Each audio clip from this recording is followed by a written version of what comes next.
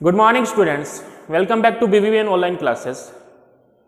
Today we are going to start a new chapter that is wave optics.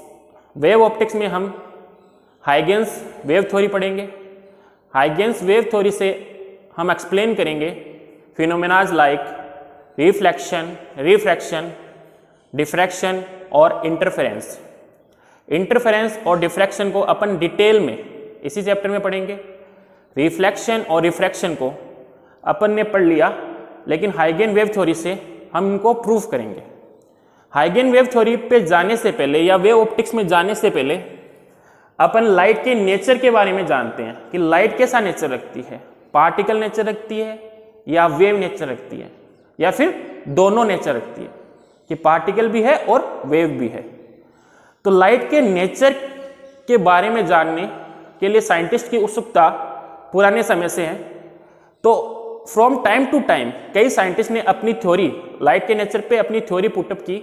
उसमें से सबसे जो पुरानी थ्योरी थी वो है न्यूटन्स कार्पुस्कुलर थ्योरी. न्यूटन कार्पुस्कुलर थ्योरी में न्यूटन ने अज्यूम किया कि सोर्स, लाइट का जो सोर्स है उससे जो लाइट है वो टाइनी पार्टिकल की फॉर्म में निकलती है, पार्टिकल की फॉर्म में निकलती है. इन 1675 Newton assumed that light is emitted by source in the form of particles. और उन पार्टिकल को क्या नाम दिया गया बेटा? कॉर्पुस्कल्स. क्या नाम दिया गया? कॉर्पुस्कल्स. ये जो पार्टिकल है ये इलास्टिक होते हैं, मासलेस होते हैं और इनकी कोई भी साइज हो सकती है. ये न्यूटन ने अज्यूम किया. इलास्टिक, मासलेस और किसी भी साइज के हो सकते हैं. और इसी थ्योरी के बेसिस पे न्यूटन ने एक्सप्लेन किया रेक्टिलिनियर प्रोपगेशन को, लाइट के रिफ्लेक्शन को और रिफ्रैक्शन को. कलर्ड ऑफ लाइट को भी न्यूटन ने एक्सप्लेन किया कि लाइट का कलर, जैसे रेड लाइट में जो ये कॉर्पुस्कुलर है उनकी साइज कुछ अलग होगी, वाइट लाइट में उनकी साइज कुछ अलग होगी. ये सारा अजम्पशन है. अजम्पशन मान के दुनिया के सामने न्यूटन ने ये थ्योरी, ये जो फिनोमिनाज है ये एक्सप्लेन किए. तो ये लिखा हुआ है on the basis of ad hoc assumption this theory was successful to explain rectilinear propagation, reflection और रिफ्रैक्शन. एड हॉक एजम्पशन के बेसिस पे न्यूटन ने क्या एक्सप्लेन किया? रिफ्लेक्शन को एक्सप्लेन किया, रिफ्रैक्शन को और रेक्टिलिनियर प्रोपगेशन को. रिफ्लेक्शन में उन्होंने क्या किया? जो इंटरफेरेंस है जिससे लाइट टकरा के वापस उसी मीडियम में जाती है, तो उन्होंने बताया कि जो ये टाइनी पार्टिकल है ये इलास्टिक कोलिजन करते हैं इंटरफेरेंस से, इलास्टिक कोलिजन करके वो वापस उसी मीडियम में चले जाते हैं. और रिफ्रैक्शन को कैसे एक्सप्लेन किया? जब लाइट मतलब टाइनी पार्टिकल सरफेस पे गिरते हैं या किसी मीडियम में जाते हैं तो मीडियम उनको अट्रैक्ट करता है. मीडियम क्या करता है? उनको अट्रैक्ट करता है. उसी के बेसिस पे उन्होंने रिफ्रैक्शन को समझाया. लेकिन उन्होंने एक चीज और बताई कि इन पार्टिकल, जो लाइट है जो पार्टिकल की फॉर्म में चलता है, टाइनी पार्टिकल की फॉर्म में चलता है, कि डेंसर मीडियम में इनकी स्पीड ज्यादा होती है, रेयर मीडियम में स्पीड इनकी कम होती है.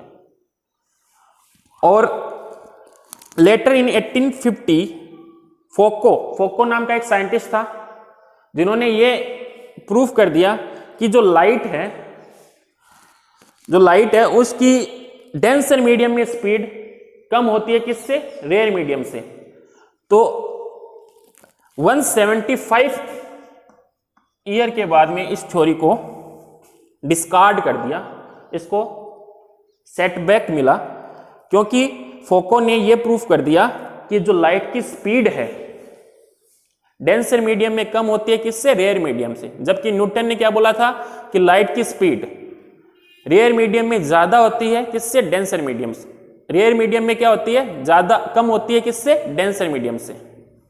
तो इस थ्योरी को बाद में डिस्कार्ड मिला. उसके बाद में इसी टाइम एक थ्योरी और थी, Huygens wave theory. Huygens wave theory पे लोगों की नजर इतनी नहीं गई. क्यों? क्योंकि न्यूटन एक बहुत बड़ा साइंटिस्ट था, उसके सोसाइटी पे इन्फ्लुएंस ज्यादा था.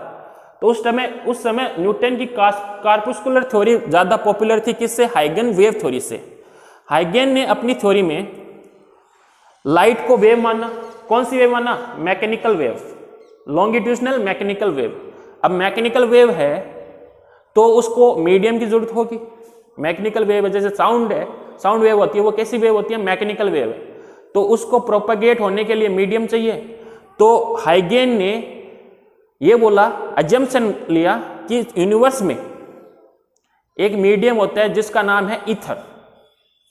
ये अजम्पशन उसने लिया। हाँ देखिए स्टूडेंट, नेक्स्ट थ्योरी है Huygens wave theory. In 1678 Dutch scientist हाइगेन प्रपोज वेव थ्योरी। तो न्यूटन की कार्पुस्कुलर थ्योरी के टाइम ही एक साइंटिस्ट और था हाइगेन, उसने अपनी थ्योरी दी। उसने लाइट का नेचर क्या लिया? वेव, कि लाइट वेव की फॉर्म में चलती है। अब लाइट को प्रोपेगेट होने के लिए एक मीडियम चाहिए, तो उसने मीडियम अज्यूम किया इंटरफेरेंस। जो मीडियम अज्यूम किया वो कैसा मीडियम अज्यूम किया? ईथर। ईथर मीडियम पूरे यूनिवर्स में फैला हुआ है, उसके थ्रू लाइट प्रोपेगेट होती है। उसने अपनी वेव को लॉन्गिट्यूडनल मैकेनिकल वेव माना। उस समय साउंड वेव के बारे में जानते थे, तो साउंड वेव कैसी थी? Mechanical wave. और मैकेनिकल वेव थी तो उसने जो वेव बताई वो कौन सी वेव बताई? Longitudinal mechanical wave. और मैकेनिकल वेव है तो उसको प्रोपेगेट होने के लिए मीडियम चाहिए, तो उसने मीडियम कौन सा लिया? ईथर, कि पूरी यूनिवर्स में ईथर फैला हुआ है तो वहां से लाइट प्रोपेगेट होती है। This theory could explain interference, diffraction, reflection, refraction, ये सारी फिनोमेना को ये थ्योरी एक्सप्लेन कर सकती है, लेकिन ये एक्सप्लेन नहीं करती फोटो इलेक्ट्रिक इफेक्ट को, कॉम्पटन इफेक्ट को, पोलराइजेशन को।